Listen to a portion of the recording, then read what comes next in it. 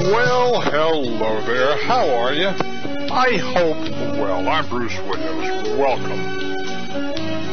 Welcome to my world as we talk about our world, yours and mine. The good, the bad, the perplexing, and sometimes the faintly amusing. If you'd like to get on the party line, we'll be taking some calls.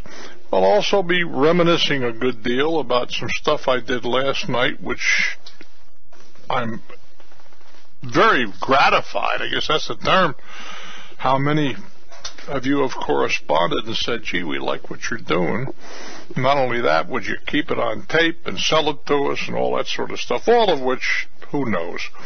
As I mentioned, one thing I am not doing is making any long-term or even medium-term determinations. Just, I think that is the better way to go. Telephone number 877-287-4964. 877-287-4964. And, of course, the email, askbruce@brucewilliams.com. So many of you have asked if our website will stay up. Yes, for the foreseeable future, we will continue to upgrade the website and all that sort of good stuff, and a way that certainly you can always contact me, and I am really pleased that you asked. So many things are obviously going to change in my life. I'll give you a very modest example of that today. I called my office. Something came up in another business interest, and what it is totally unimportant. But I said to Beth, see what we got going out of Tampa on whatever day it was. I forget. It's one day next week in my new life, I guess. And she mentioned this flight, that flight, and so forth. I said, fine, let's see if we can get on the first one you mentioned. Doesn't matter. And I said, now how about coming home? I have to go right back up there again the following week on Monday, so I don't want to hang around forever. And so she starts to, well, there's this flight and that flight. And I said, well, how about the next day? I said, wait a minute. Things have changed. I don't have to worry about taking a 4 o'clock flight back, which for the last however many million years I couldn't do because it wouldn't get me back in time to do a show. She said, damn, that's right. Well, there was a flight out of whatever time it was, and that works out just fine. Because now I don't have to be back here by 6:45 or something like that to get ready to do a show. So the fact that the flight gets in well after 7 or 8 or whatever is totally immaterial. Major change in my life. There are going to be a lot of changes, I guess. I want to talk a little bit, and I will in a moment or 2 or 6, about Charlie Rangel. I've never been a Charlie Rangel fan in terms of his politics, certainly. But on the other hand, the guy was a combat veteran of the same little conflict that I was involved in. Got to feel a certain amount of kinship to a guy like that. Came back after the little nonsense that we were involved in and got an education. Law degree, too, I believe. Went well beyond me. And then he served in Congress for almost 40 years.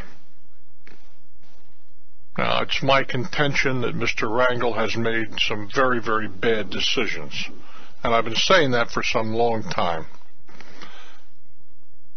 Yet, today, when he stepped aside from his committee chairmanship, the House Ways and Means Committee, which is an extremely powerful post, it was the right thing to do. There's no question about that. In fact, the right thing for Mr. Rangel to do is to resign, or at the very least, announce that 40 years is enough.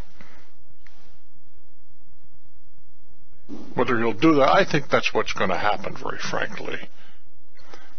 But I still feel a little badly for the guy, as I guess that's what it comes down to. Nancy Pelosi is once again proven she gives bimbo a new definition. You know, she's so incredibly political, and that's all she is. She came back here a week or so ago, or 2 weeks, and said something to the extent that, well, they're behind Charlie Rangel 100%. How the hell can you be behind a guy who has got so many egregious things in his relatively recent background and problems with the Health Ethics Committee?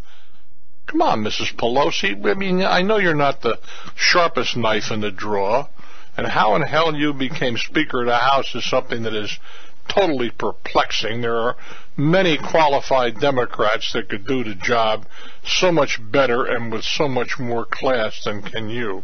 But nonetheless, I do feel badly for Mr. Rangel. It's a hell of a thing. The guy is writing tax law and I think evading, certainly avoiding taxes. Avoiding, there's nothing wrong with that. Evading is another problem. Coming up with arguments such as, well, I'm a congressman, I got a big staff, they made a mistake, why should you come after me? I would encourage you to go before the IRS the next time they come after you on an audit and say, well, why are you coming after me? I mean, my staff made a mistake, no reason. You see where I'm going with that. So I have empathy for a guy who is a little older than I, but not much. He's represented his constituency well. I don't agree with it, but he's represented them well. And furthermore, I can empathize today so much better, unhappily, about suggesting that he or anybody else retire, whether it's Mr. Favre, a football player. You don't think Favre is playing for money, do you? He's retiring, or not retired yet, because as an active quarterback, he is one person.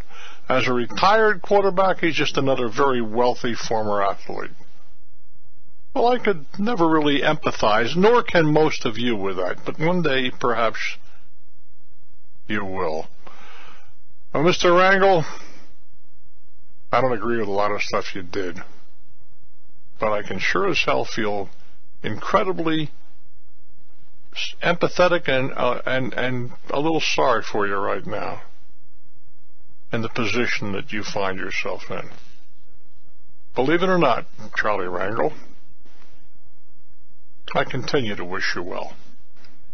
877-287-4964. Brockton, isn't that? Well, who was the boxer that came out of Brockton, Mass? Is that Rocky Graziano? Yes, it is. I think it was. Well, hello there. Hi, Bruce. How are you? I am. This isn't Rocky, obviously. Hello. How are you? I'd be a little old if I was Rocky. Oh, I just wanted to say thank you so much for all your years keeping me company. I found you originally when I was dating my wife on the radio one night when you were talking about doing your taxes. Mm-hmm. I was about to make a smart remark, but I didn't do that. You notice I stayed back from that one. Go ahead. Yeah, so that's how I got hooked on you. Listened to you through the years, found you on numerous radio stations here in Massachusetts, and then when I finally got my first computer, I found you on the Internet. Indeed, indeed, which is where we, among other places, currently reside. Yeah, and then I found you on iTunes, which is the Apple iPod, and I've been listening to you ever since. I didn't realize we were on iTunes. Yes, you are. Well, son of a gun. Thank you, Apple. Yeah, they don't do you justice, but you are there. They are very slow on the downloads. What does that mean, they don't do us justice? You are hard to find. You had to go through a whole mess of people that were the name of your name, Bruce Williams. One was a pianist, one was a guitarist, and then down at the very bottom, there you are. Well, I'm glad we made the list. Well, I was very ecstatic when I found you, when I bought my first iPod. A lot of people have suggested that we continue to be on the Internet, and that is certainly something that is being, or will be, nothing is being seriously considered now. I have said many times, at the risk of being repetitious, that I'm not even considering any decisions until after the cruise, which is 2 weeks plus a week, 3 weeks, almost a month away. And the reason for that is, I think, well considered, that I would like the dust to settle, and there have been one or two proposals here and there that certainly I never say no to anything without considering it. And one that a ton of people, the real people who listen to the show, have suggested that we stay on the internet.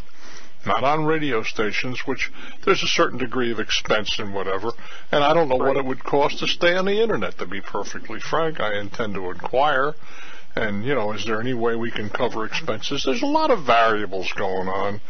Right now, I'm just and I've told my family this, that I want to get the next 12 hours out of the way as, maybe that's not the right term, but I want to do it as best I am able and entertain as best we are able.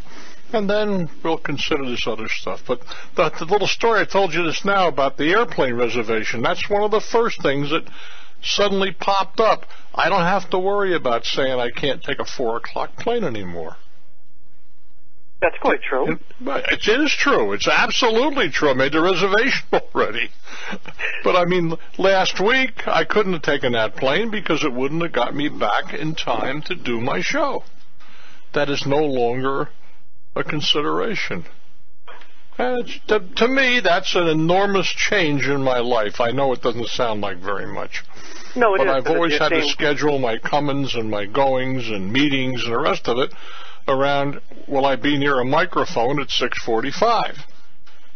No longer a factor, at least. Well, I don't blame you. It's going to be very, very different for you, and I do wish you the best. But I do got one question for you before I let you go. Well, I'll tell you what.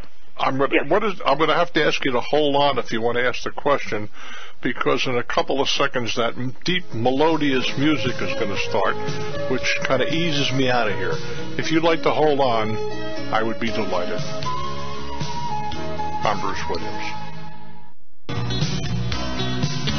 I am chatting with a good buddy in Brockton, Mass., and he has a question he would like to ask. Go for it, my friend. Thank you, Bruce. What is the name of the gentleman that you played during the holidays that reads the Christmas Carol? Oh, you're talking about the Charles Dickens. That's you're killing me here, and I know his name like I know my own. Lionel Barrymore. Thank you. Lionel Barrymore. It was recorded over 50 years ago. I bought that recording in 1957. So it's 53 years. It was 53 years or that much older than at least now.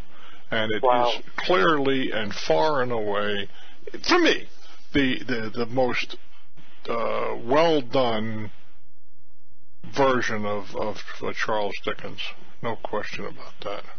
I very much enjoyed it when you played it on your show. That was fantastic. Well, thank you very much. I have to believe it's around somewhere.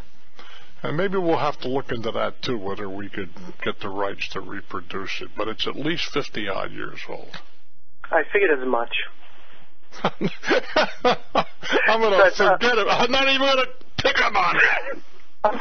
I apologize, because I know you said it was on record, so I kind of knew it was dated. Yeah, it was on a 33 1/3 record that I bought the first Christmas after my first marriage. Wow. So there. That's awesome. I was in my middle 20s someplace, I guess. I thank you very, very much, my friend. Our telephone number, of course, 877-287-4964. 877-287-4964. I am going to proceed as I did last night, since so many people seem to enjoy it. I'm going to talk a little bit about little triggers that set things off in my mind, because people continually and understandably say, well, what makes you whatever it is you are? And there is really no answer to that other than a million little things, people that have influenced my life, people who have been good to me, events that I remember and have made an impression on me. For example, that is, and this has no relevancy other than, well, it does to me. In 1960, I was loaned, L-O-A-N-E-D, to a company because my immediate boss owed him a favor. And he said, I know you got troubles, and I think this kid, I was a junior in college, I think this kid can solve the problems for you. So all of a sudden this kid was working for somebody he never heard.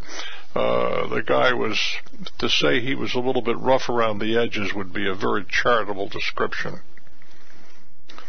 But I was in the business of making leads, L-E-A-D-S, for people selling insurance.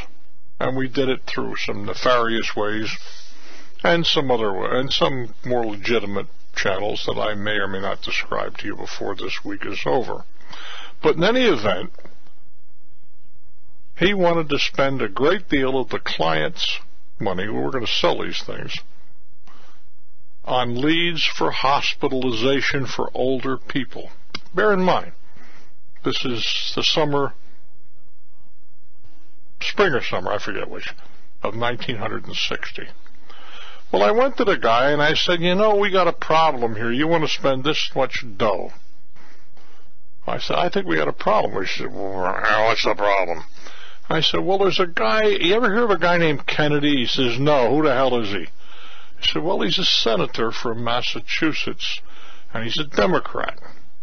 And he is trying to get the nomination for president. So, what the hell has that got to do with us? Get the damn job done, kid. So, well, here's the problem. I said, this guy Kennedy is in his election efforts is promising everybody who is over a certain age they're going to get some kind of insurance. He said, what, are you crazy? What the hell would he do that for?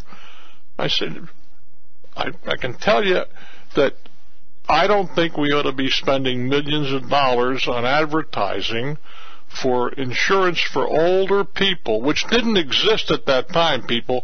When you were 65 or 70, there was no insurance that you go out and buy. But I said, this guy is promising all these people, look, kid, go do it. Get the job done. So I wrote a little memo and said, this is a bad idea or something. And I said, would you please just make sure you initial this for me, which he did. Well, at that time, we were selling leads for a little over $3 a piece, and the leads came in at over $7 our cost, because who was going to answer them until they found out about this unknown Kennedy character? Well, we know what happened there, and we know what happened at a lead. If you'd like to jump on a party line, there are lines open at 877-287-4964, 877-287-4964, and of course the email is always alive and waiting for whatever you have to say. Ask Bruce at brucewilliams.com. The postscript, a little story that I told you, I got the little memorandum and I guarded that because I said in the memorandum something to the effect that this is not a good idea. This is back in the summer or spring of 1960.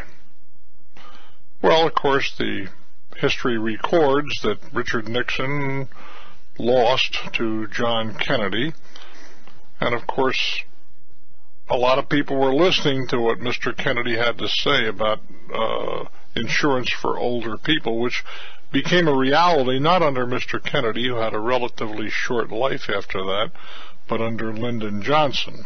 But nonetheless, they weren't filling out coupons and answering advertising that we were doing Oh, I tell you anyway, what the hell. We were, until they got injunctions against us, we used the names Gold Cross and Gold Shield. You know, the assumption was that people would believe that the stuff we were hawking was the Blue Cross and Blue Shield that they had back where they came from when they moved.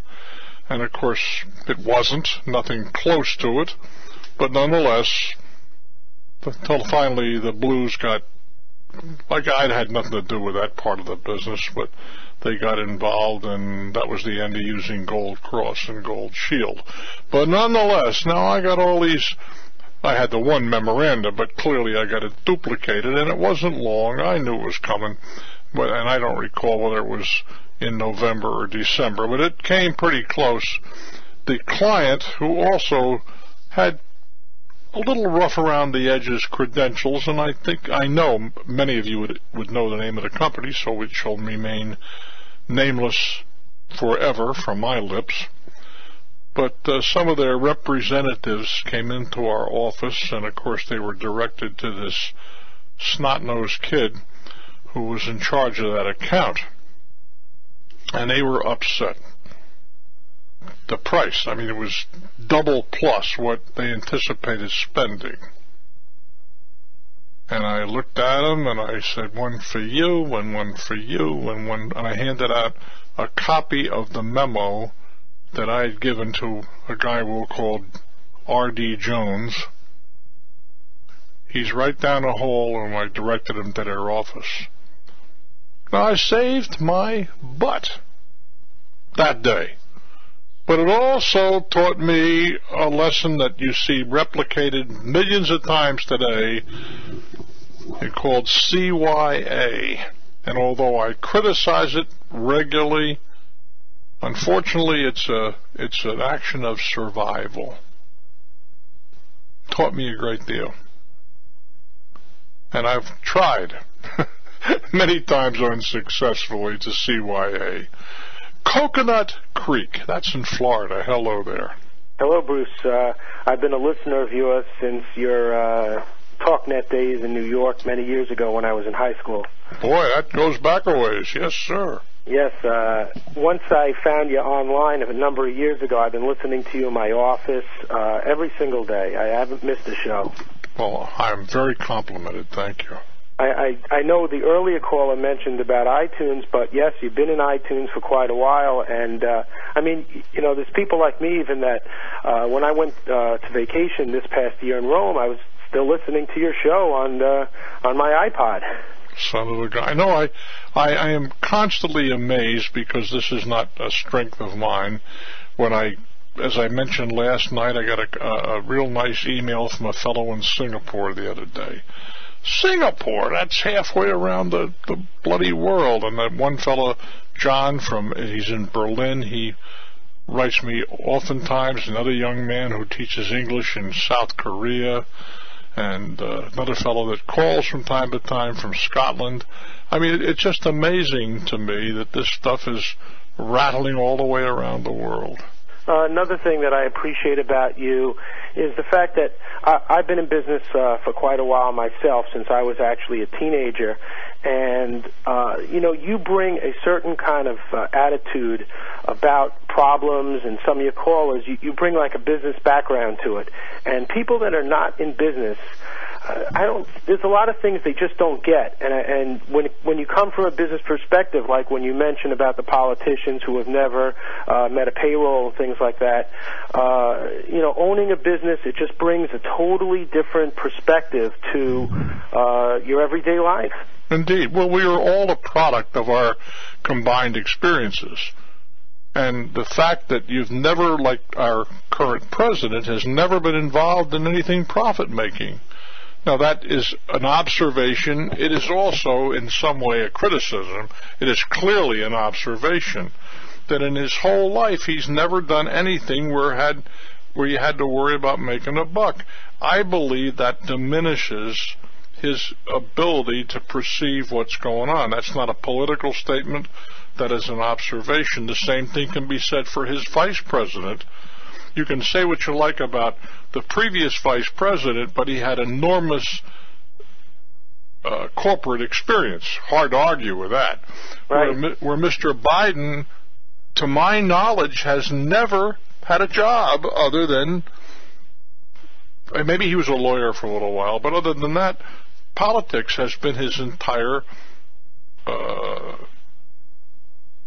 working experience. And there's nothing innately wrong with that in and of itself, but without having some of the experiences that people such as yourself have had, I believe he is not able, as you might be or others that have worked in the real world, you have a perspective that he can't possibly enjoy. Well, it really, like I said, it's really been great listening to you. I get a real kick about when you talk about the dogs, and I lost my dog last year, and some of the things you said were very true, and the dog poem, and I know you've gotten a lot of feedback about that. I'm really going to miss you. I'm really going to miss you. Well, you are very generous, and I'm appreciative of that, and I thank you so very much. I mean that. It's so nice. It's so nice to hear this. There was an incident in New York, and my wife and I amazingly disagree. First of all, the people, or the guy, I guess it wasn't people, the one individual who was the guilty party certainly was guilty at the least of poor judgment. But I don't believe he should be labeled the axe murderer. I mean, you have, again, here we go with these damn politicians and bureaucrats. Oh, my God. You would think this guy slaughtered at least 32 virgins. An air traffic controller in New York, Kennedy, he was suspended. He allowed his young kid, to radio instructions to several pilots. The few quick exchanges between elementary school-age child and the jets, one of the nation's busiest airports, JFK, appeared to delight the pilots at a time. One guy said, "I wish I could bring my kid to work." But the FAA, suspended the controller and a supervisor. After recordings of the calls, here we go, were posted on the internet. On the recording, which lasts a whole minute, the boy appears to repeat instructions clearly, that's my term, fed to him by his father. At no time does the child tell an aircraft how to maneuver or where they should go. The boy made 5 transmissions to pilots preparing for departure, according to the recording, and I listened to the recordings on network news tonight. JetBlue 171 cleared for takeoff, the boy says. His father follows that up with a more detailed instruction to the aircraft, which was headed for Sacramento. Then he offers an explanation to pilots. This is what you get, guys, when the kids are out of school. In a second exchange, the boy instructs the same JetBlue to contact departure. The pilot responds, "Over to departure, JetBlue 171, awesome job." So far, didn't appear to me like any passengers were in much danger. A few similar changes. A pilot laughs. The boy can be overheard giggling in the last call. The youngster signs off. He's talking to, as I remember, does it say in here someplace? He was talking to their Mexico flight, and he says, "Adios, amigo." The pilot, I think it was a female, responds in kind. Based upon the flight numbers, the episode appears to have happened in early evening when JFK is bustling with international flights. The FAA offered little detail in its investigation, wouldn't reveal the name of the guy or his soup. Control towers are secure areas. The agency sometimes gives employees permission to bring their kids for a tour. More in a moment. I'm Bruce Williams.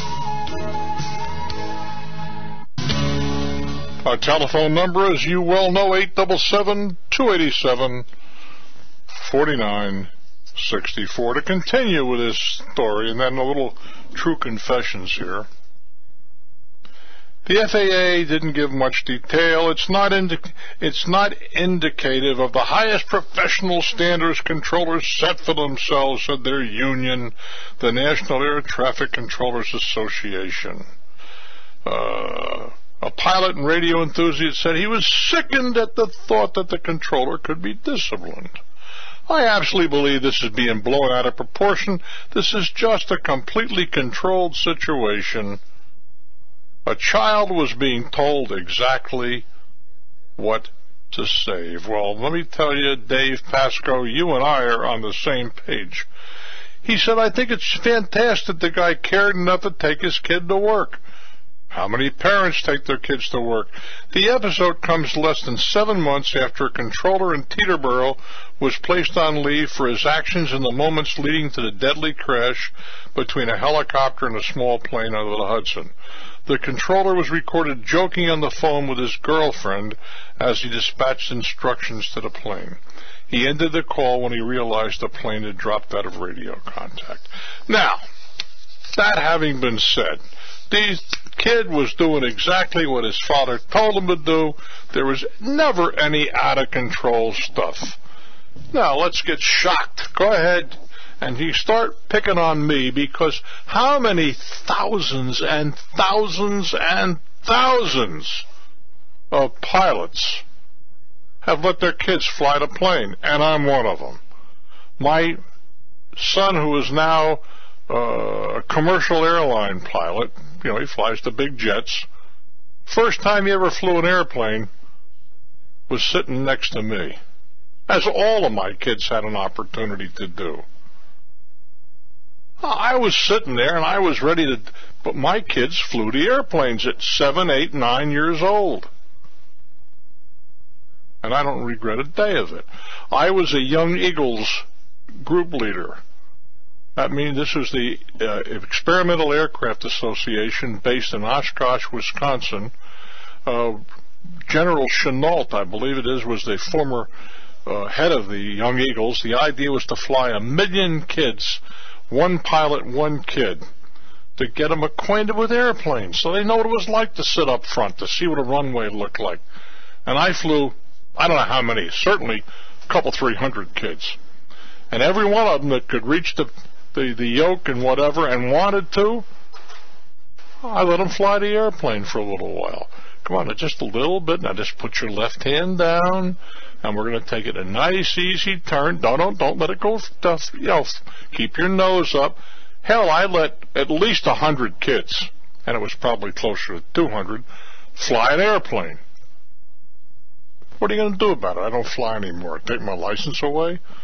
And there were thousands and thousands of Young Eagles pilots that did the same thing, that were encouraged to do so, and untold thousands of pilots who have let a kid fly an airplane. Or even, for the sake of discussion, an unlicensed adult. Okay, you're sitting over there, you got all the controls, you're in the left seat usually, they're in the right seat, everything is there, the throttle is there, the stick is there, the rudder controls are there, you do it all. And I don't think anybody is the worse for that. And so to make such a big deal out of a guy letting a kid talk on a radio, 171 hold, somehow or other, there should be better things for the FAA to doing. And having noticed many very egregious violations of FAA rules, somehow this one pales. I'd be curious to what you think. It's just a regular old citizen, because you can bet your life, firstborn child, and anything else you got, that on any given day there are hundreds and hundreds of people that never flew an airplane in their life are sitting there next to a pilot friend, relative, or whatever, who's saying, come on, let's give it a try. And I plead guilty. I have done it hundreds of times. I'm Bruce Williams. Thank you for your patience, San Antonio. What's on your mind? Hey, Bruce, it's so good to talk to you. Thank you. I've been listening since I was probably 5 years old. So certainly gonna miss not having you around to listen to as much. But I just had one comment and then one suggestion. You know, my comment was, have you considered maybe just continuing to being on the air once a week? You know, just one night a week or whatever, just kind of recap things. And I'd just like to have you consider that, I guess. Well, I guess there have been a couple of networks that have suggested that possibility. Whether it would be realistic or whether it, I don't know. I at the risk of being trying to be repetitious, I'm not making any decisions of any kind until a couple 3 weeks have passed.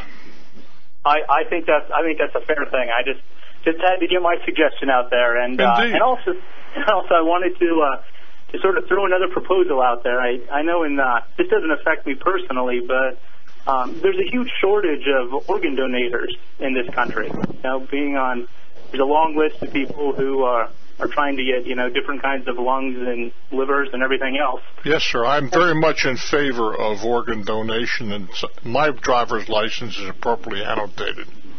Yes, and so is mine, and I think that's a great thing. I think there's one change that I think that we could do as a country that may dramatically increase the number of people who are organ donors, which is to say that if you are not listed and scheduled to be an organ donor on your driver's license, when it comes time that you do need an organ, you're not immediately put in the line just like everybody else. Oh, I agree. I agree with that. But more important, you see, let's get down to it with a nitty-gritty, okay? There ought to be a way that you could sell organs. That would encourage. Look, there are a lot of people, a lot of very serviceable kidneys and whatever that get buried. Now, if and it wouldn't matter very much. I'm very fortunate. I've done okay in this life. I don't think it would matter to my family either way because the money's not important.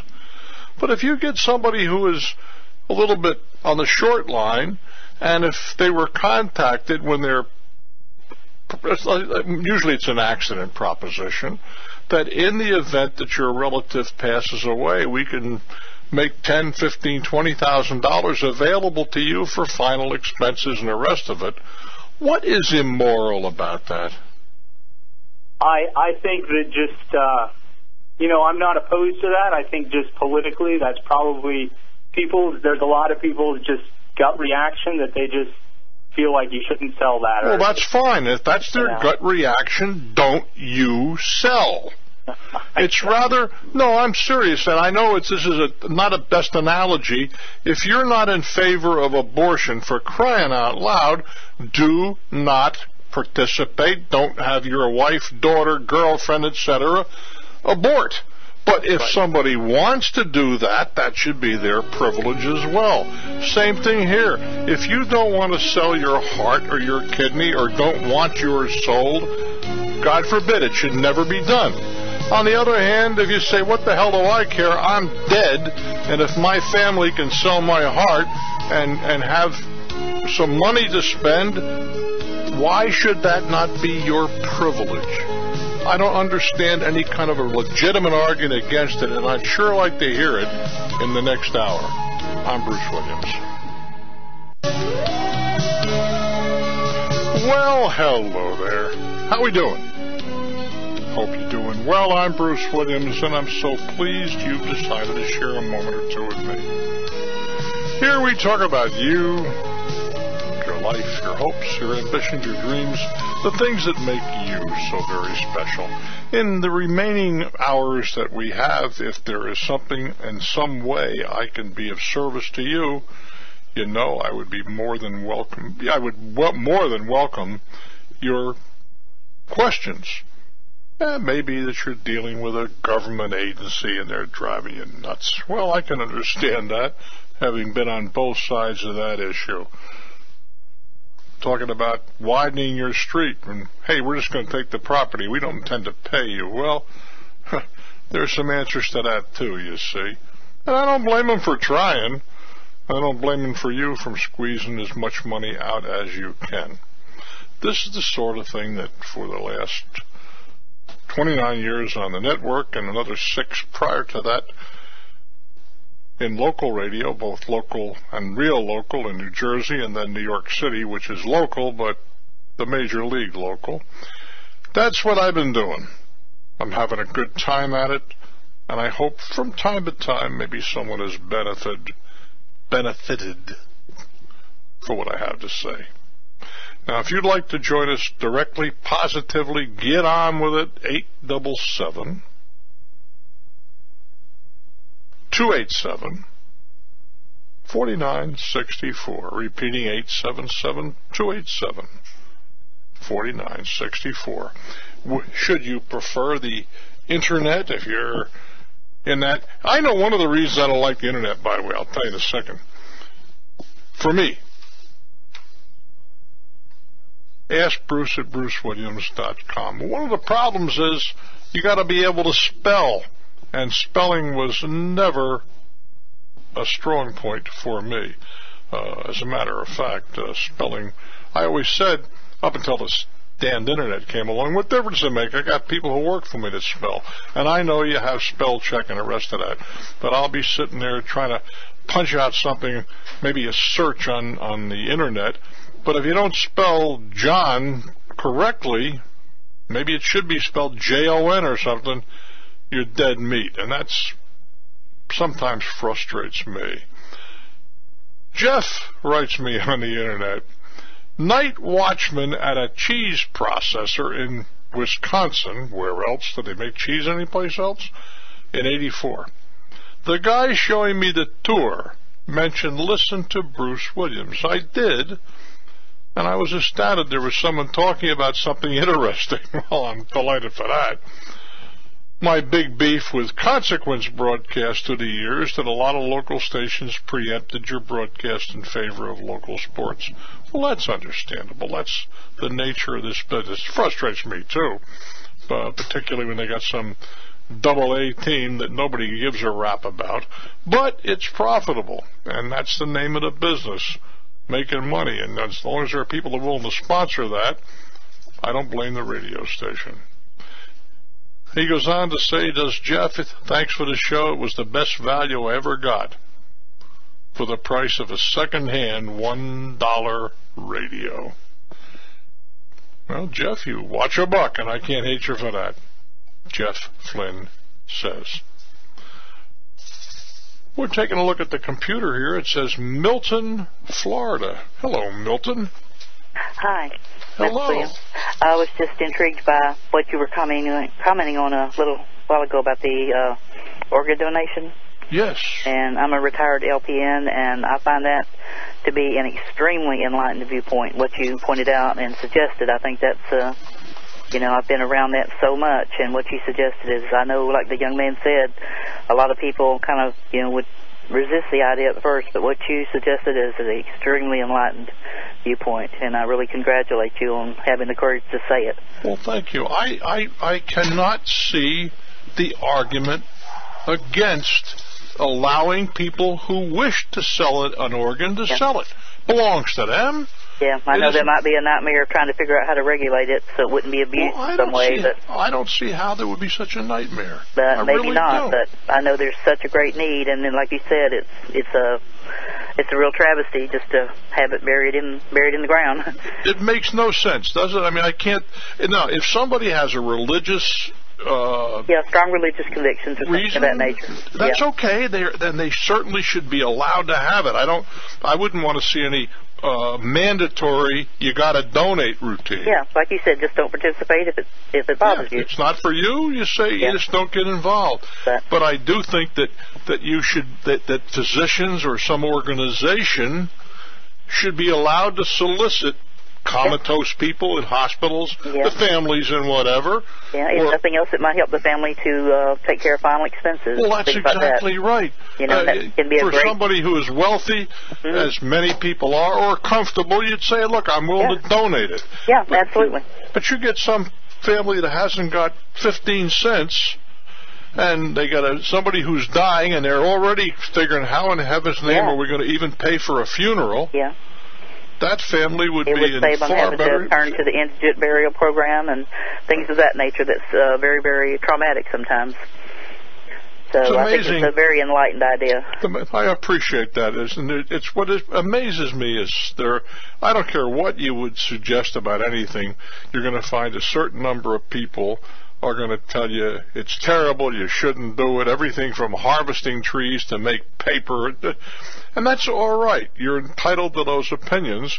But I also think that people such as yourself, people like me, who think there's merit in a different opinion, ought to have that available to us. I thank you so very, very much, my dear. 877-287-4964.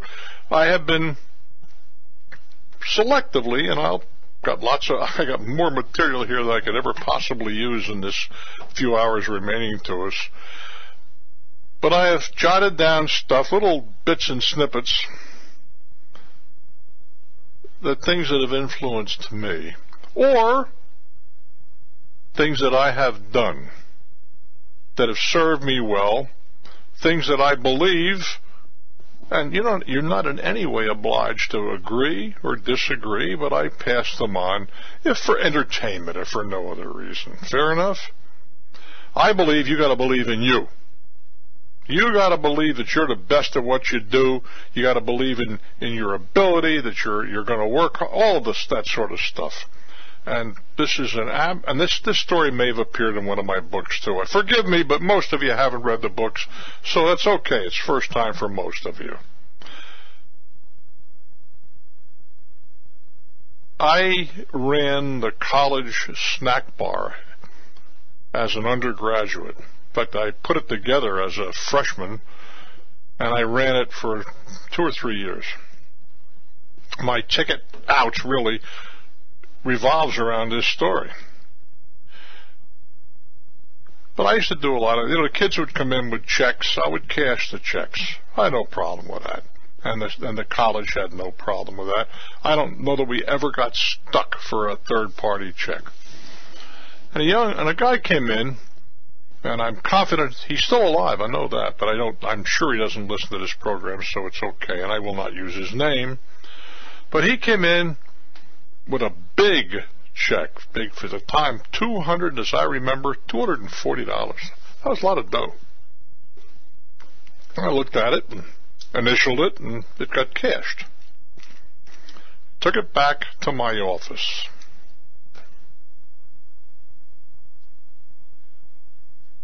Looked up the name of the company. Oh, and I did very quickly make a phone call to the bank, and their checks are 100%. Okay. And I called the company that issued the check to this guy.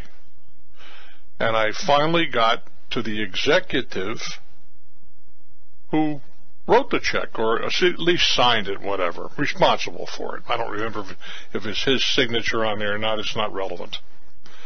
And I introduced myself, and I said, I got your check here for $200 and whatever the number was. And he said, yeah. He said, so it's good. I said, I know it's good. I called the bank. He said, oh, well, in that case, why are you calling me? I said, well, I don't know what Johnny Jones does for you. Haven't a clue. Didn't ask him. But all I can tell you is if he is worth $240 to you, I'm worth $2,400 because I'm 10 times the guy he will ever be. Dead silence. The guy said, are you for real? I said, you're damn right I'm for real. And I might have said something like as real as a heart attack. He said, why don't you come and see me? He was out of state, and I said, you bet your life I'll be very happy to do that. Well, in a very short period of time, the guy that came in to cash the check was now working for me. The guy, and it worked out well. I did a good job for them for some considerable period of time. But I knew whatever he was doing, he was a good man, and I know he's had a very successful career and all that sort of thing. But I also knew that I was more of a hustler than he could have ever conceptualized. And I was. But the more important the thing here is, rather than this bragging about how good I am. That wasn't the real issue of explaining this little conversation. It was that I believed that I was the best around, just as I believed when I went to see Tony Morano at WCTC to try to persuade him into letting me do a talk show. I believed I was the best. I remember doing a football game, and the people who paid for the commercials should have got reparations. I was so bad. Oh, I wish I could find that tape. I was terrible. But the only way you learn this enterprise is to do it. There is no way you go to broadcast school and the rest of it. You got to go out and do it. You got to do commercials. You got to do talk and whatever. But I thought I was terrific at the time, not with the commercials, frankly. Even at the time, I knew how bad they were. But the point is, if I'm going in to try to make a deal or get a job or whatever it is, you can bet in my heart I believe that I'm the best around. You know, move over Johnny Carson kind of thing. Now, if you can't believe in yourself, if you don't think you're the best, who in heaven's name is going to think that way? You think about that. You're special. Never let them persuade you otherwise. I'm Bruce. If you'd like to join us, 877-287 4964, lots of time and room for you. Traverse City, Michigan. Thanks for your patience. What's on your mind? Good evening. For 25 years, I've been looking for a reason to call you. And you finally gave me a reason. I'm calling to give you accolades. I've been listening since 1985.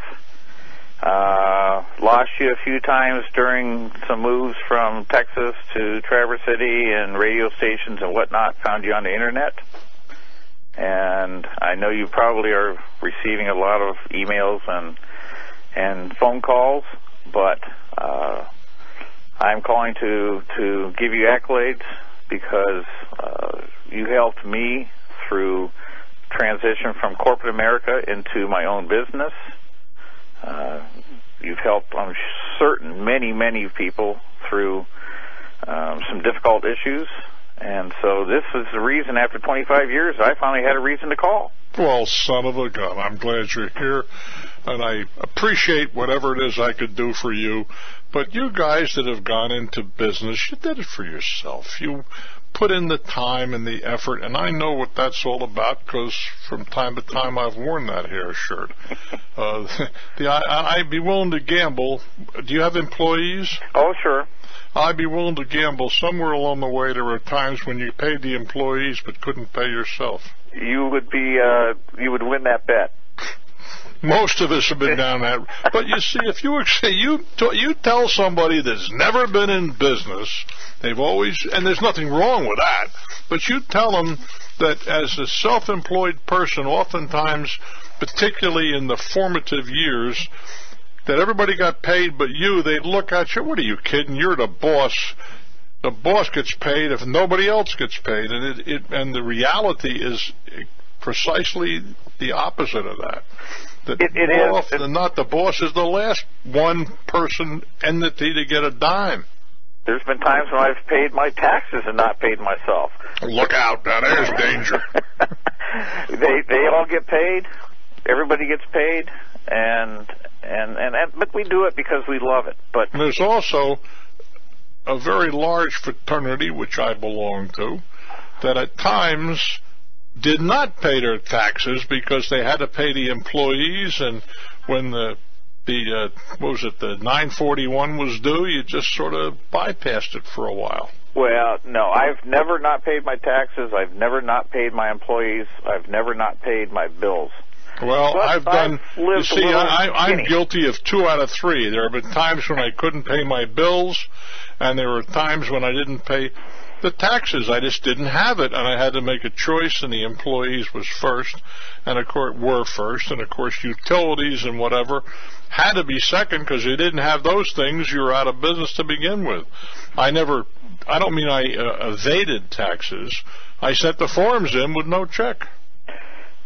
Well, there's something else, not to there's another piece of information that you have still or held steadfast, and that is when you buy a piece of property to get an attorney. Absolutely. And I have passed your advice on to my employees, and while they were buying their first home and whatnot, and I said, look, you have to have an attorney because, and I've used several scenarios that your callers have brought up, and some of the hot water they have found themselves in. And it is cheap advice. And I won't say they always took it. Naturally not. But that is the best advice you could give anybody. When you're buying a piece of property, when you're buying certainly a business, and doing a major business transaction, which includes assets or real estate, use the attorneys. And I learned all this from you. Well, I'm delighted we could pass it along. Like you, it amazes me that people feel, well, I can do it myself. If you said, you got appendectomy, well, listen, with a little bit of anesthesia, I got a real sharp knife here, they'd look at you like you were crazy. But you probably have as much danger in doing some real, some legal things on your own as you do cutting open your tummy. But just different strokes for different folks. What I am pleased of is that people such as yourself over the years at least have found something worthwhile with those things that I'm talking about, and I am very appreciative of your call. Our telephone number, what is it? There it is up there on the wall, 877-287-4964, 877-287-4964. In the alternative, ask Bruce at brucewilliams.com. As these last remaining hours, I guess, what are we down to? Something this hour's over. 10 hours will remain in my immediate broadcast career. I say immediate because, no, I don't have any plans on continuing. But on the other hand, I would never say never, and I would never slam the door on a proposal. And by the way, if you think about some kind of a business you want to go into, shall we talk? I'm Bruce Williams. If you'd like to join us, 877-287-4964. Let us go to our nation's capital, otherwise known as Washington, the District of Columbia. Hello there. Hello there, Bruce. How are you this evening? I'm just fine, thank you very much. What's up? I'm very glad to be talking to you on this, I guess, next to your last final broadcast. This is Chris here, and you gave my grandmother a Christmas gift of a lifetime when you called her up and let her know that she was going on a murder mystery cruise. And I just wanted to get on the party line and wish you the very best for whatever future endeavors come your way. Well, thank you, Chris. To you and Susan and the whole gang. Of course, I'm not making this murder mystery cruise, but who knows? Maybe there'll be another one in the future. But I just want to wish you the very, very best. And I've been with you since 1991, ever since I graduated high school. And I've been a faithful listener all these years. And I can attest that anybody that does go on the cruises does have one-on-one time with you and really gets the chance to talk with you. And as my grandmother says, you're a very, you don't sugarcoat anything. You're a straight shooter, and I just wanted to wish you the very, very best. Well, you're very generous, Chris. I thank you so very much. And we are looking forward. This I think, will be the last one. Well, I'll be out of the radio business. How would I tell anybody that we're going to do one? So I think that's true. I just wanted to call in, and I feel privileged that I at least had a chance to get in and at least wish you the very best. And the time that we spent together and with everybody that was on the murder mystery cruise, I mean, everyone included, was just absolutely wonderful. Memories that'll go down for a lifetime, that's for sure. And I wanted to wish you you and Susan the very, very best for the future. You are so generous, and I appreciate it. To you and yours. This is one of the things I will miss about this enterprise is I have met so many really outstanding, pleasant, knowledgeable people along the way. That's the only reason. Trust. There was a time, 12, 15 years ago, the cruising was different, not from the perspective of the customer really, but from our perspective, where cruise lines were really out there looking and to promote and all that sort of thing, and we could spend significant amounts of money because they would spend significant amounts of money to get us to do these things. And as a consequence, I believe they made money, and I know we made money. Last 5-6 years, they have become very parsimonious. I think that's a fancy word for cheap, and difficult to do very much with. And as a consequence, it's just about impossible to show a profit on one of these things, which is why so many groups do not run cruises anymore, because the cruise lines just do not wish to share a portion of the revenue. That's what it comes down to. But each time I've said, gee, this is the last one, then so many of my previous cruisers say, come on, Bruce, let's do one more. And the consequence of this is that, and I don't know the number, but I'll bet you, if not half, very close to half of the people going on the cruise with us 2 weeks from this coming Saturday have been on one before. Now, I realize that is not in the budget of many people. I understand that. I mean, it's not a great deal of money, but on the other hand, it is not a sum of inconsequence either. And it's understandable that a lot of folks just simply find that a little more than they can afford. And I don't have a problem with that. On the other side of that, if you're going to go on a vacation of any consequence, a cruise vacation frequently can be a lot less than other types of vacations. In other words, it is not the most expensive in the world. But whatever, this will probably be the last one.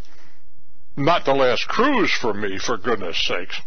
As I mentioned on the beginning of the other last hour, I guess it was, already I have a kind of a visceral reaction to somebody says, can you do thus and such? Well, my first reaction is, well, how will this interfere with tonight's show, tomorrow night's show, and whatever?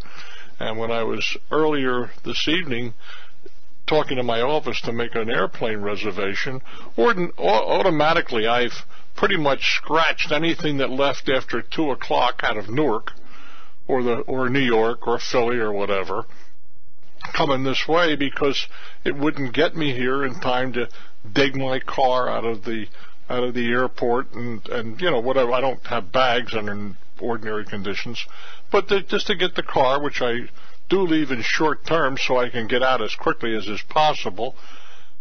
All of a sudden it occurred to me, I'm not in any hurry. I know that doesn't seem like very much, but when Beth said to me, well, there's a flight, and I forget what was after 4 in the evening, ordinarily that would not even be considered. I said, wait a minute. Hell, I can take that if you get me a seat, the price and all that sort of thing. So I get back at 9 o'clock. So what? What difference does it make? I haven't had that option in 30 years.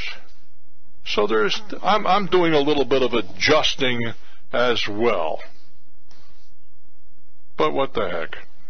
Our telephone number, 877-287-4964. There's so many of these little vignettes that I would like to share with you. And I share them because people keep asking, well, who the hell are you and what makes you what you are?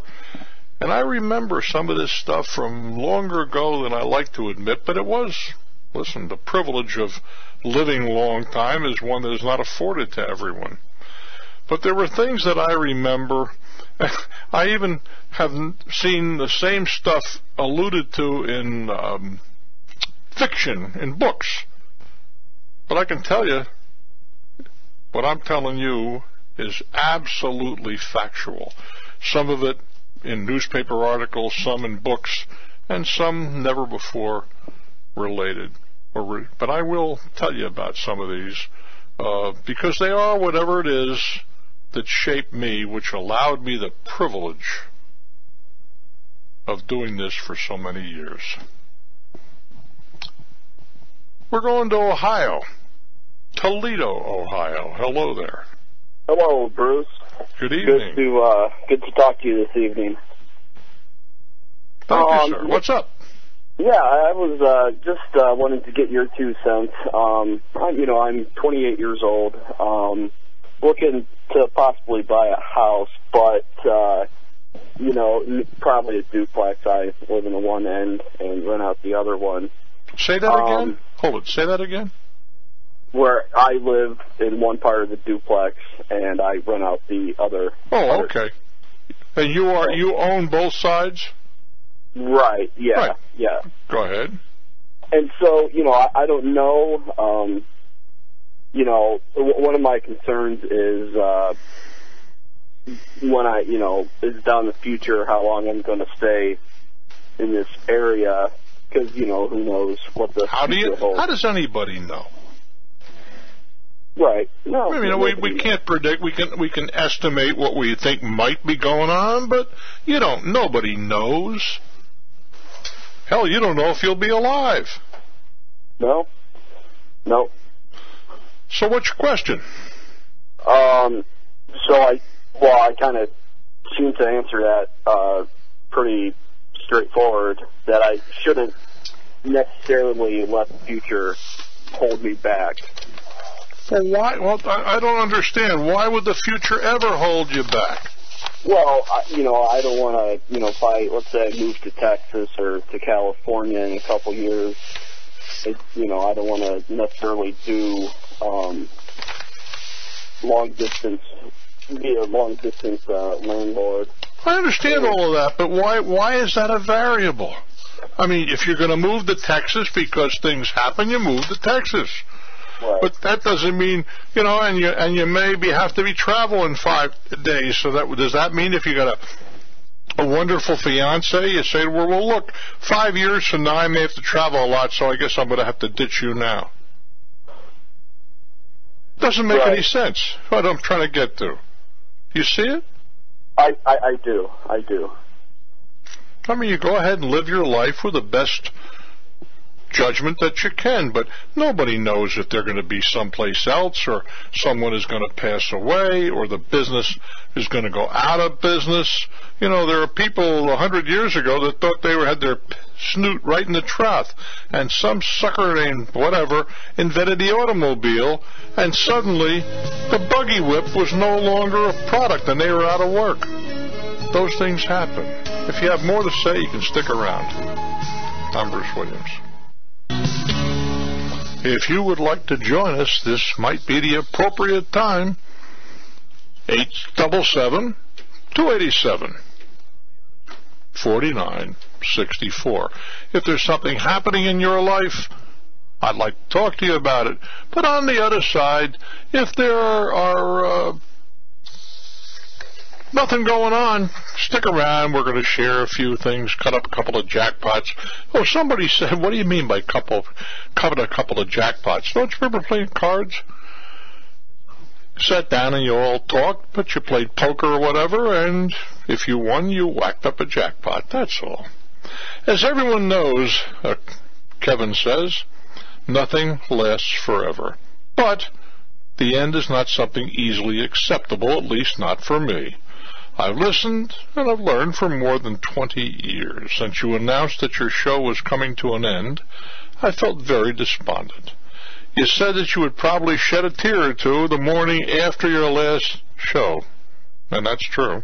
Well, I've been shedding a tear or two every day as I listen to your final episodes and ponder your absence in my life. In effect, I'm losing not only my mentor, but a close friend. You will be irreplaceable. Thank you for all that you've done and for being on the air for so many years. From Kevin in Reno, Nevada. Kevin, I'm very grateful. I read yours because your accolade is short, and it's representative of piles of stuff that I have here. It's truly nice to know that so many people have enjoyed the stuff that we do here. I mean, this is not rocket science. It's not like driving a 777 where hundreds of people's lives are in jeopardy if you screw up. It's been fun. I hope it's entertaining. It's meant to be part of entertaining and partly informative. Over the years, I haven't lied to you, haven't tried to snow you, but I've told you what I think, told you what I don't know, when I don't know, and I've enjoyed doing it. And it's difficult. This has been a very difficult week for me. I would be ridiculous to say otherwise. I've had people call who didn't know and didn't really had no reason to tell them, were friends. I talked to a fellow that I've known since he was born 50 years ago. He had no idea that this was happening. I was calling about another matter altogether. And it's a little awkward to tell them. But on the other side of that, every closure is a new beginning of some kind. I believe that, and I look forward to whatever these new beginnings may be. Perhaps some of you will be part of it. Don't know what they are yet, but I'm looking forward to it. Pensacola, hello there. Hey, Bruce. Long-time listener. I mean, the long-time listener. I date back to, I don't know what year it was, but I remember that some of the folks that sponsored you said that nobody listens to talk radio, so I remember you took out a P.O. box in Bruce, South Dakota, and I sent you a letter. That was around 1989. Was it? Okay. Well, yes, I sent a letter saying, hey, we sure do listen to talk radio, especially when you're one of the favorites, and I just wanted to reminisce a bit about that. And also, like yourself, I hung up my goggles about 4 years ago. Did you? I went out and took my last flight in my Grumman AA-1B and parked it, and a couple of years later I went out every so often and petted it, but finally my wife said, hey, it's time for it to go, so I sold it. Well, you see, you quit a winner, too. Yeah, that's right. I didn't lose my license, although I had a quad bypass 16 years ago, but I walked every year, did the treadmill thing for the FAA in 10 years, and then I finally said, well, that's getting too rough. Turns out I think I date back to about the same year that you do. Well, you're older than dirt then. I'm older than dirt. I mean red dirt. There you go. Well, I really think it was the time for me. One of my son keeps saying, well, what do you say we fly up to New Jersey or something? I said, Mark, I don't have a license anymore. I have a license, but I don't have the physical or whatever, right? Medical, yeah. And he says, Pop, I do. Doesn't really matter. Once you're in the cockpit, who's driving? Yeah, I'll tell you what, it isn't any fun unless you're the one driving. I'll tell you, my wife is a pilot also, and is she? we would fly together once in a while. But she always wanted to be the driver, and I always wanted to be the driver. So actually, we ended up with we got two planes after a while. I mean, little ones. But. Boy, well, my wife also. Yeah, well, my wife for a little different reason. I said to her when we were married 12 years ago, I guess it was, I said, every time you get in that airplane, if I have a heart attack, you're going to die from it. Yeah.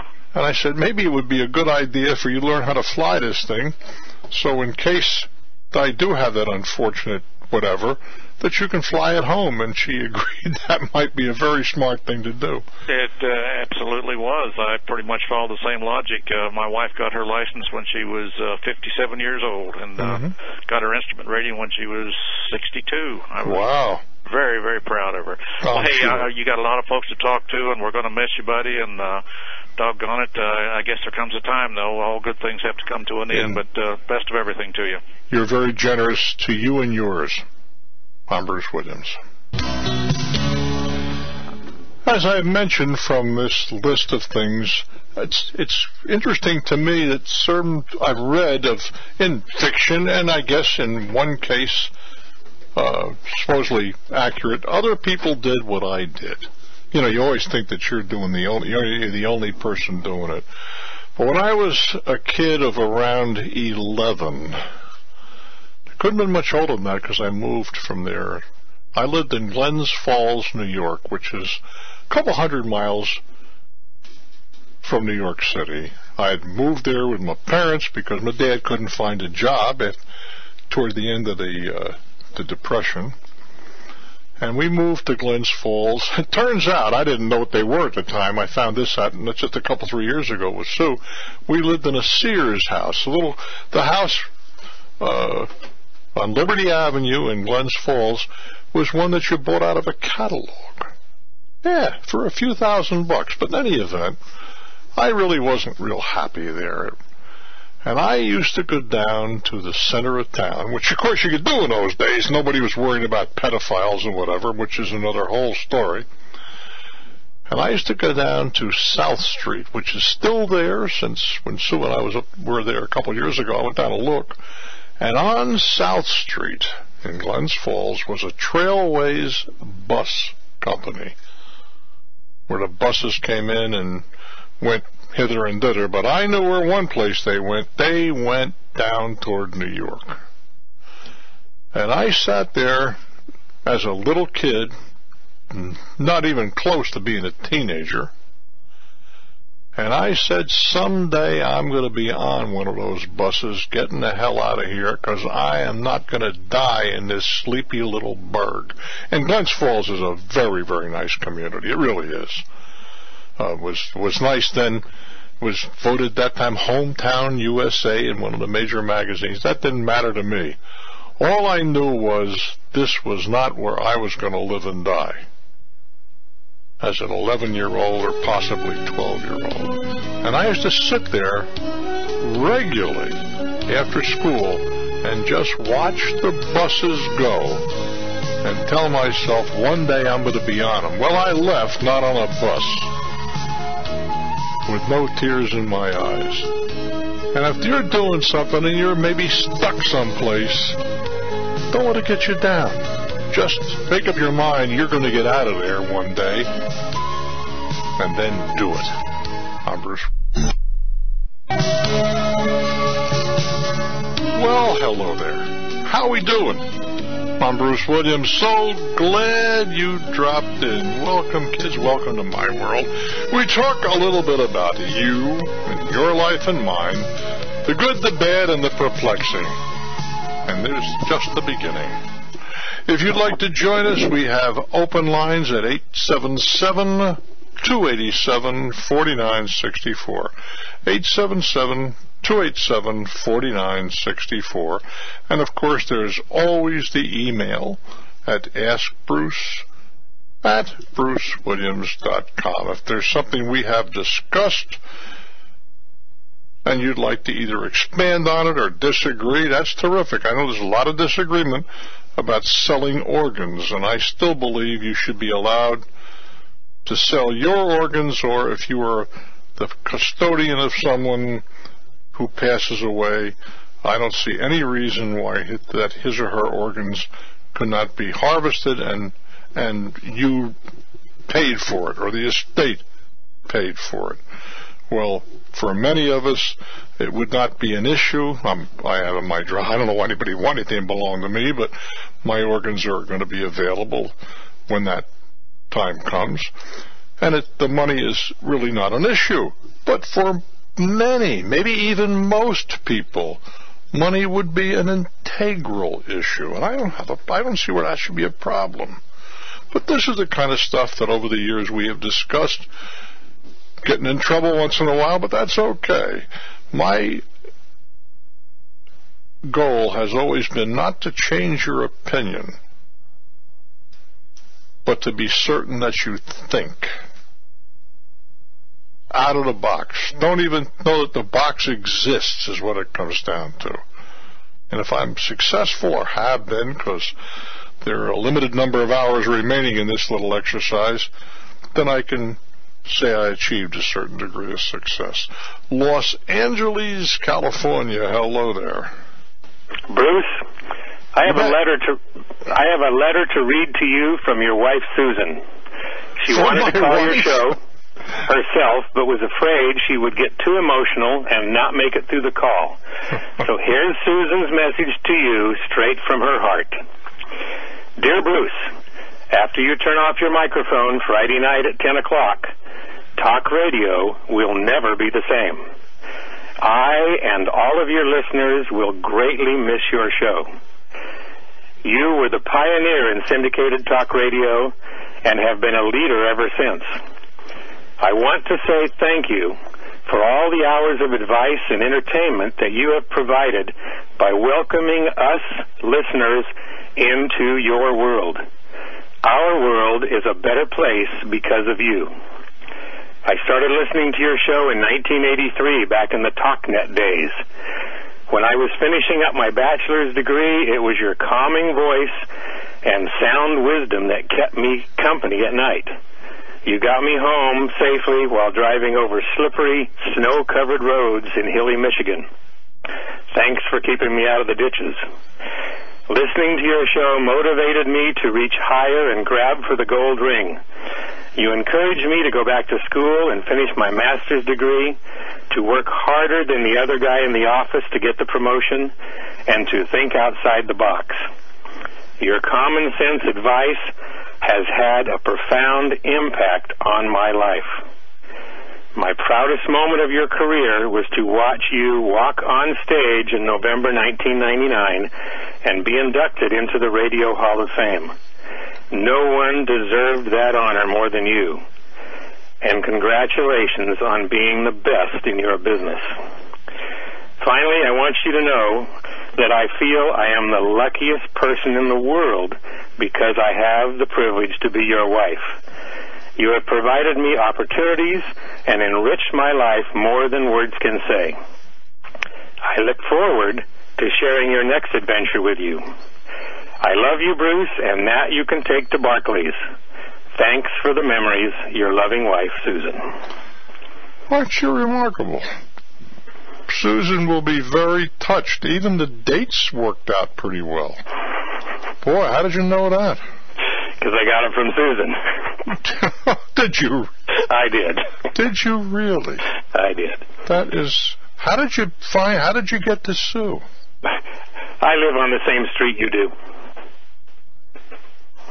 On the same street? My wife walks dogs with your wife every night. I am incredibly touched. I am incredibly touched. Los Angeles, huh? Yeah, that's where I was born. Oh, okay. Well, thank you so very, very much. She is out walking a dog as we speak. She is. I know. My wife's with her. That figures. That was very, very touching, and I am genuinely appreciative. We shall talk shortly again. Gee, I was thinking, how did he know the dates even when she was in college, and was it 1982, something like that? That would be just about right. Phew, goodness gracious. That certainly caught me very much unaware. I want you to know that. It was supposed to. Well, it sure as hell did. I have a note here from a lady. It says, our local station, KINS in Eureka, broadcasts your chats later than they are created. And that is, Sir Brian, you hear what she's saying, don't you, Brian? So there's no way to respond to your subjects while they're going on. A few days ago, you were discussing the question as to whether burial grounds, graveyards, should be sacrosanct when they're in the needed path of a necessary, in this case, airport runway extension. As with almost every issue, it is more complex than first appears. In cases where excavations are made for new developments, the whole project gets halted immediately and maybe has to be canceled or stalled, sometimes years, because of the uncovering of Native American burial sites or other signs of use by the tribal natives. This poses a further consideration. Should there be a legal distinction between graveyards containing the general population and those of Native American remains. I surmise that it is the archaeological value in ancient sites which sets them apart. What do you think? From Lorne in Eureka, California. You raise some interesting points. First of all, in general, do I think there should be any difference between, quote, Native Americans and the rest of us? Well, I'm a Native American. And my family has been in this country for 9 generations or more. I don't know how much you got to be a native. Now, if you're talking about ancient graveyards or grave sites or whatever,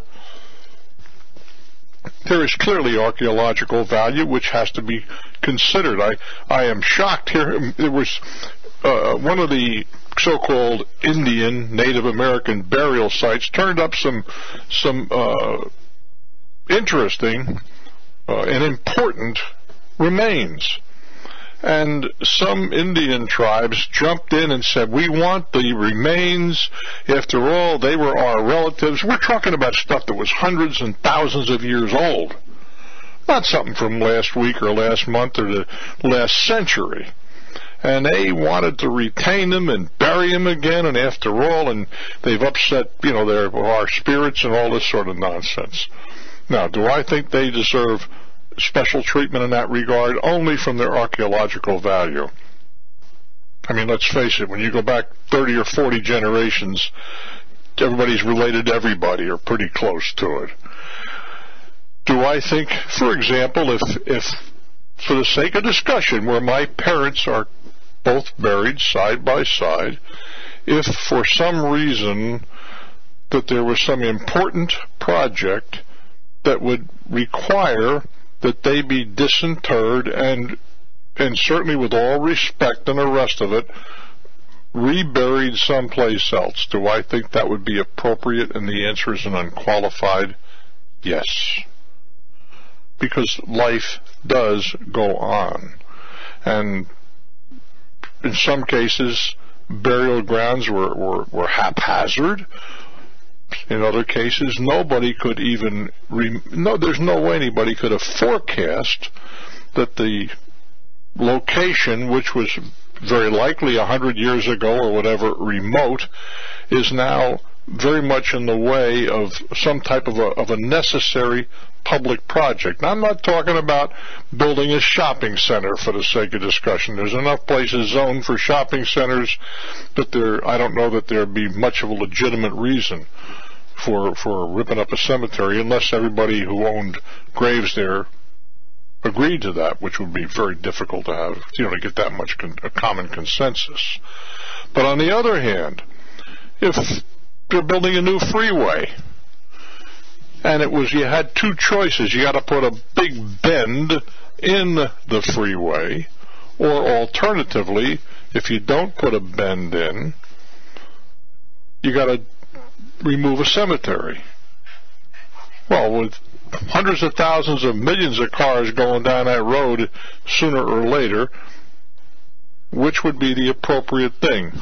A possibly dangerous bend to accommodate the people that were planted there 10, 20, 50, 100 years ago, or in the alternative, with all due respect and whatever, finding another relatively close by, because people do want to visit graves and all that sort of stuff, finding a close place and taking them out of the ground and putting them back in that new burial spot.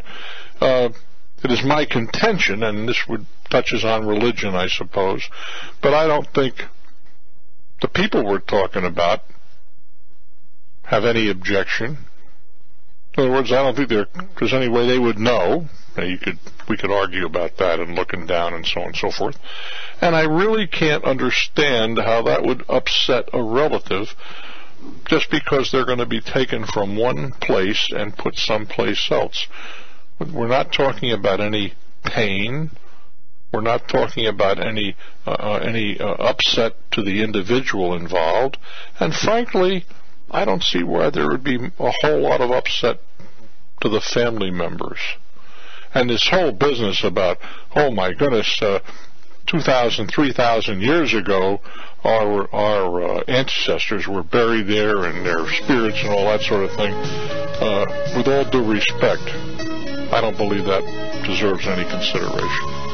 That's my answer. I'm Bruce Williams. I have come to learn during the intermission, Zach was involved in that little setup. Beth in my office. It was authored by my wife. I thought the guy was sort of joking at the beginning. And, of course, my neighbor Dick, who volunteered to read it. You guys really caught me with my yes, indeed down. I mean, you really set me up for that one. But I am extremely pleased and proud of my bride. The number. Let's use it. Not that many hours left. 877-287-4964 or ask Bruce at BruceWilliams.com. Bemidji, Minnesota. Hello there. Bruce, how are you doing? Doing just fine, thank you. They really set me up on that one. I understand it was done on Monday, and nobody blew it. I had no idea that was coming. It was very tasteful. That was written by my wife.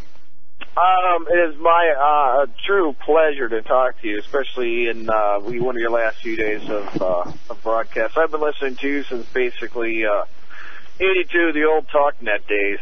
Yes, indeed. That's a while ago. Back when I was in college. I've always kind of considered you the father, and maybe to some of these younger people, the grandfather of talk radio. Anyway, the question I wanted to topic I wanted to get touch on was you had talked earlier, and it absolutely floored me because I don't understand why anybody hasn't thought of it before on the organ donation as a way to offset or the organ sale of a perfectly good organ, and it's the vehicle is set up there already through the organ donors program, and I'm looking for the word for it, the nationwide organ donors. Yeah, unfortunately, I believe those organizations are very much opposed to people being paid for their organs, and for the life of me, I have not heard. Well, I've heard people say, well, they're liable to kill off my father, so they want his organs. Oh, I don't believe that's going to happen for a second. But you know what? For people who are, let's say, face a very catastrophic hospital cost. Mm-hmm. I mean, what a better way to offset that by allowing the hospital to take the organs, put them on on this, somebody has to develop this vehicle to purchase these organs, and they purchase it from the hospital, and, of course it has to be, arranged through the family members. But, me personally, I'm an organ donor, and God forbid anything happen to one of my children. Yes, my wife and I decided that I would rather that their organs go on to save somebody else down, to help them live. Absolutely, than rather to go to a crematorium or to rot in the ground. I just don't. It just makes so much sense. I don't understand why. I don't know. Maybe in your retirement years you can get a fire and spearhead that one, and we'll call it the Bruce Williams Bill. No, they're going to not name anything like that after me. And I don't know that I have the ability, but I'm confident that there are people out there that could put something like this together. And it just seems to me criminal that people are dying every year. Let's take something the word simple is really not appropriate, but there are hundreds of people dying every year because of a lack of a kidney. Oh, yeah. And there are hundreds and thousands of perfectly acceptable, functional kidneys that are otherwise destroyed, without regard to how it happens. Destroyed after someone passes away. There are huge numbers of people that are dying because of some terrible heart disease, and perfectly good muscles are, again, being destroyed. Yeah, and I grant you we have things, the donor programs, such as you're involved in, as am I, but there is nothing that stimulates people like money. No. And I'm serious, and why not? Well, how better to spend money than to make these things available with no damn danger to anybody, no loss to anyone? How in the world can you fault that, except, I know there's some religions that don't believe in blood transfusions, and that's their privilege. I think they're very much in error, but that's another matter. But for those who have no such either religious or other reservations, money could be the stimulant that would make thousands of people live a fuller and longer life. And I just don't see the flaw in that arrangement. And apparently you don't either. That's what it comes down to. But those are things that we'll leave maybe to our betters.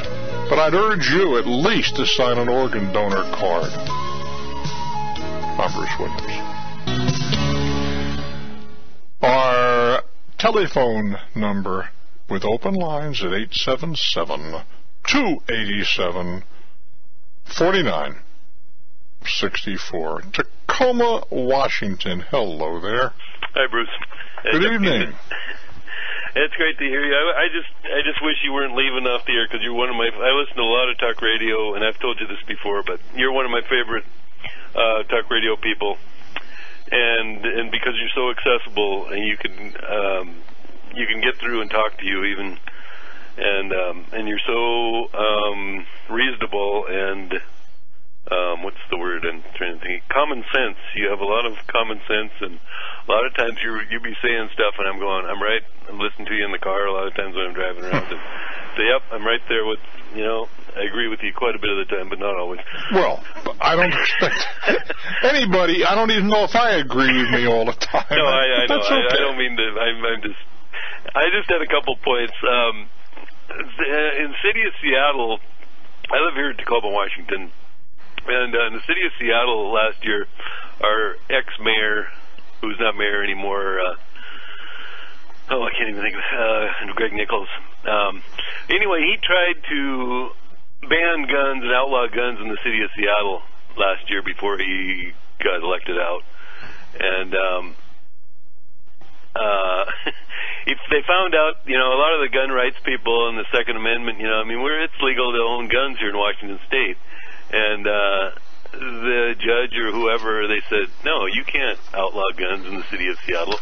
I think that was the Supreme Court, wasn't it? Unless it's voted in, or maybe it was the Supreme Court, and the state Supreme Court maybe, or something. No, I think the feds had something to say about that, yeah, too. But anyway, they did in Washington, D.C. is where the issue was. I don't mean that was the issue, the gun banning in Washington. Okay, yeah, but anyway, he found out that no, you can't just ban guns in Seattle unless the people vote for it or whatever. You have a big, go through the legislature or the feds or whoever. But and I think that's right. It's just a lot of these people. There's good points and bad points to owning guns. And like you say a lot of times too, and other people say that, guns kill people. People kill people. Guns don't generally kill people. Cars kill people. It's an action by a person. It's the nut behind the wheel or the nut behind the gun, the person that's controlling the gun or the car or the whatever, the weapon.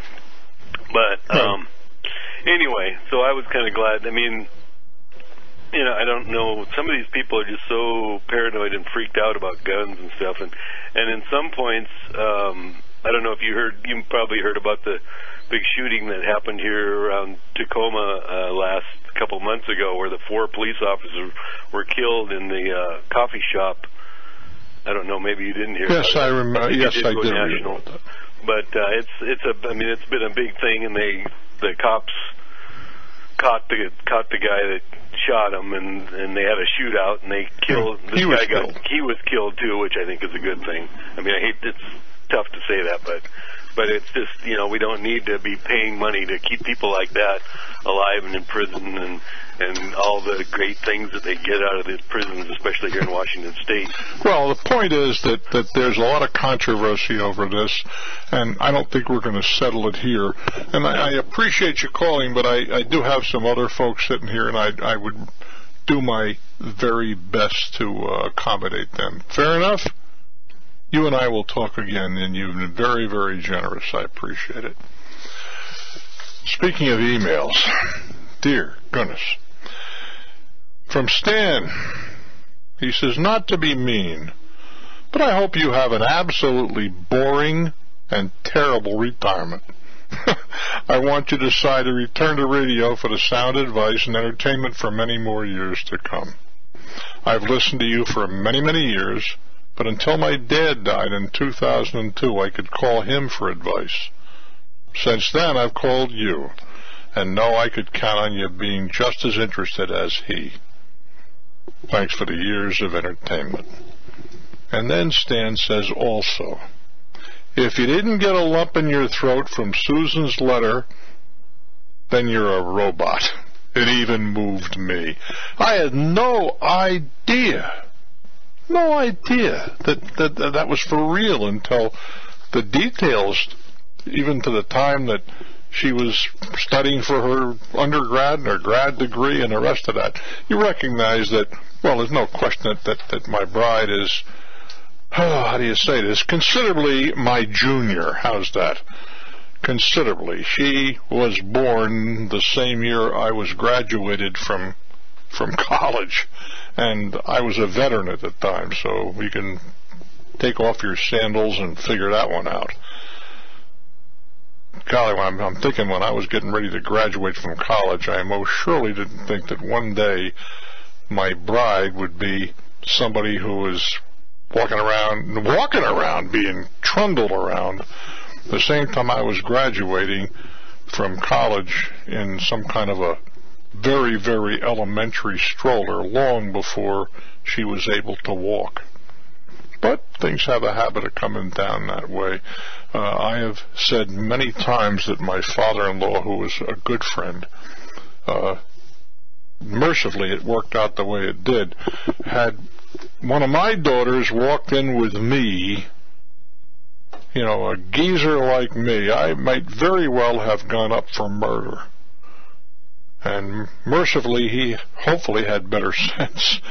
So he thought he'd at least give me a shot at getting acquainted, because I'm confident that I would not have demonstrated the patience. I won't say good judgment, because the jury very much is, I suppose, out in that regard. But we are contemporaries when in terms of age. We are very, very close contemporaries. And by the way, if you're going on the cruise, Bob and his wife Rita will both be there, and you'll get a chance if you haven't already met them, because they have accompanied us on many cruises. But they'll be with us to become part of the party. If you'd like to join us, 877-287-4964. I would like very much to hear from you. I have an e-mail here that I don't quite understand. Well, a lot of things I don't understand, but I don't understand this one. It says, I've been putting money into a Roth, but haven't pulled the trigger on actually investing due to being somewhat gun-shy over previous investments gone bad. The good news, the money is in the Roth. The bad news, it's just sitting there. Well, how can I? You got to put it someplace. I mean, it's even in a crummy money market fund. It's got to be somewhere in there. Would it be best to invest it all at once? Let's say I have $10,000 in a money market account in the Roth. Okay, that answers that. It's sitting but doing nothing. Or would it be best to use dollar cost averaging? I have to admit being nervous about seeing the market hitting all-time highs, knowing that a reversal will be coming. Well, First of all, the market is not at all-time highs yet. And beyond that, with a relatively modest amount, you might want to do dollar cost averaging. The bigger thing is, if you're relatively young, you want to get it into some type of a investment that is doing two things, or at least one thing that's growing, and I think the marketplace will continue to grow. It's going to go up and down. It's now 14, at what, 14, 4,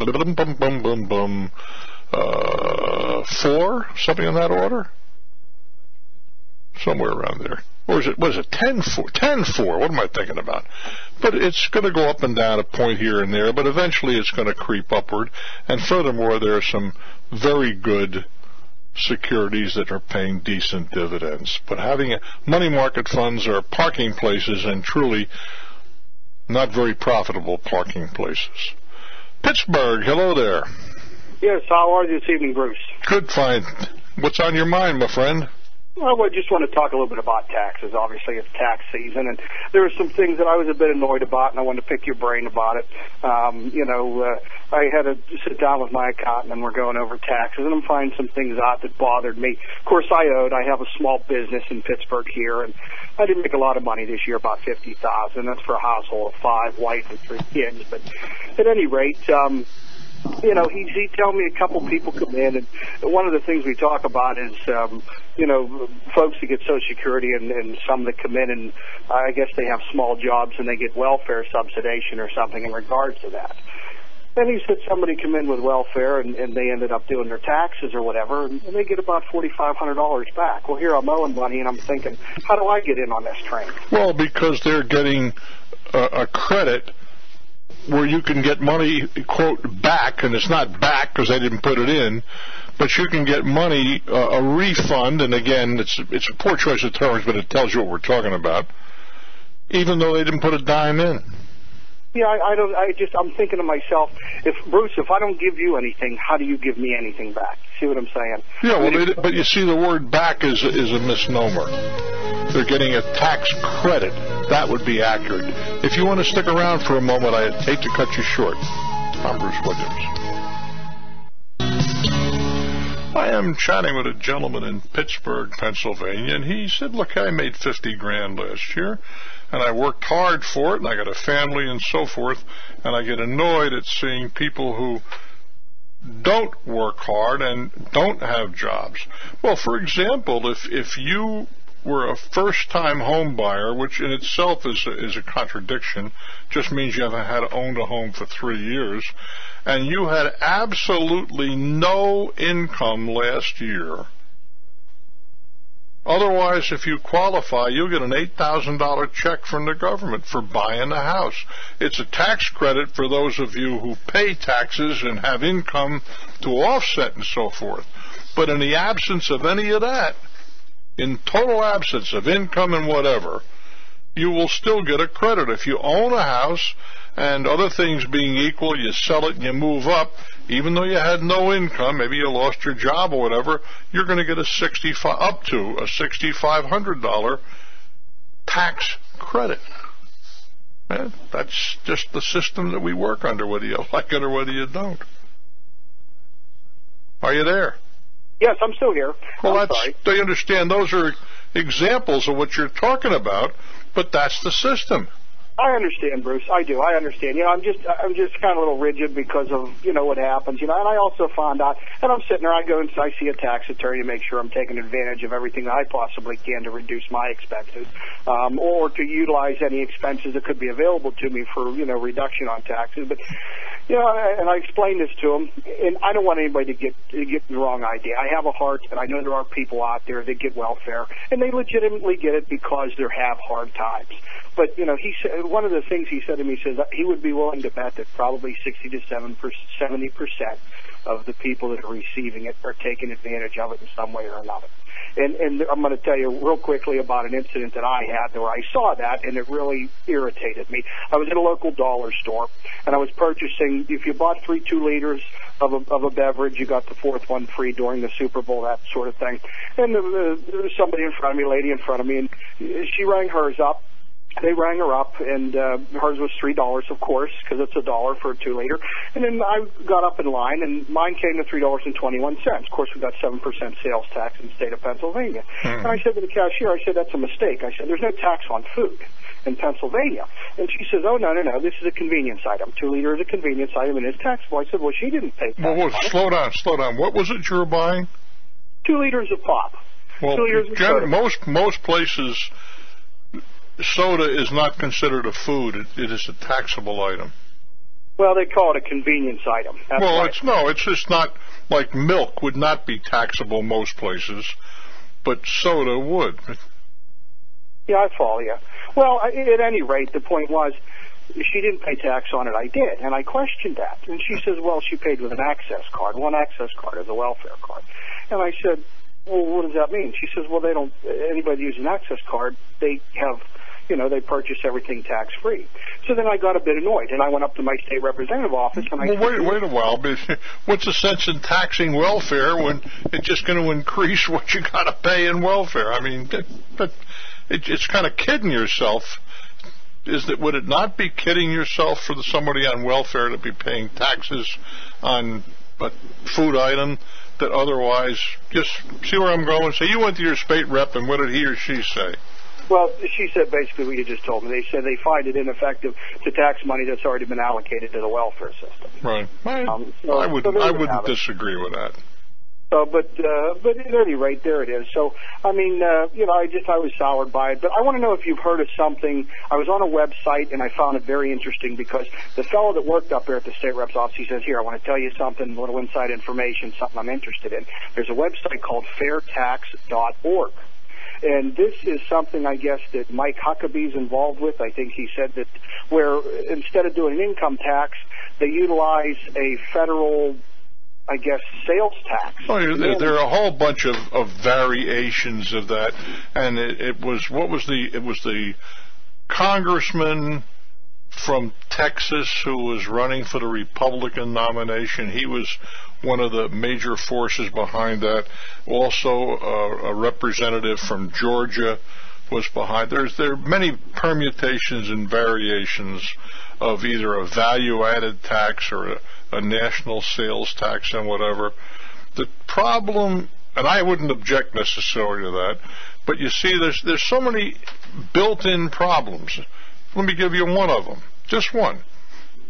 Okay. That everybody would start paying that sales tax immediately, right? I would assume, yes. Okay.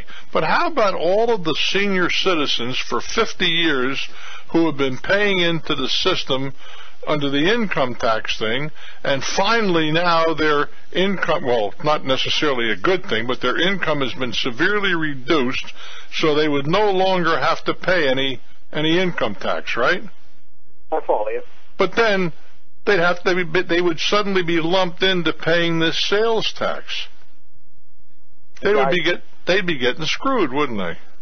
Well, anything they bought, obviously, naturally. Yes, but I mean, the point is, they've worked all these years and paid under the withholding tax, and now they are suddenly liberated from that, unfortunately, because of their limited income, and now they're going to get taxed like everybody else, and it would be a fairly substantial sales tax.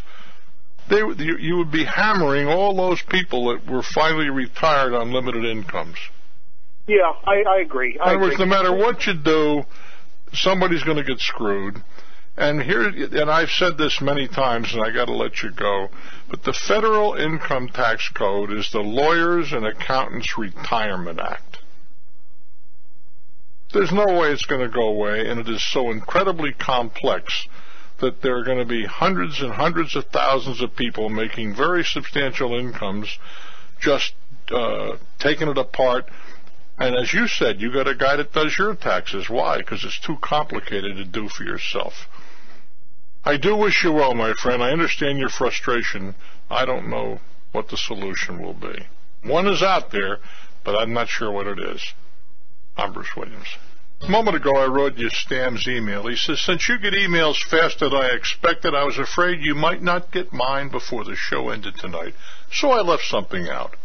Let me add this before you log off. You owe Susan a big kiss from you and a hug from me. That lady has class. Thank you, Stan. You guys have been super. Your emails have been complimentary, and I'm so pleased I cannot tell you. And, of course, the surprise from my wife, Susan. I am Bruce Williams.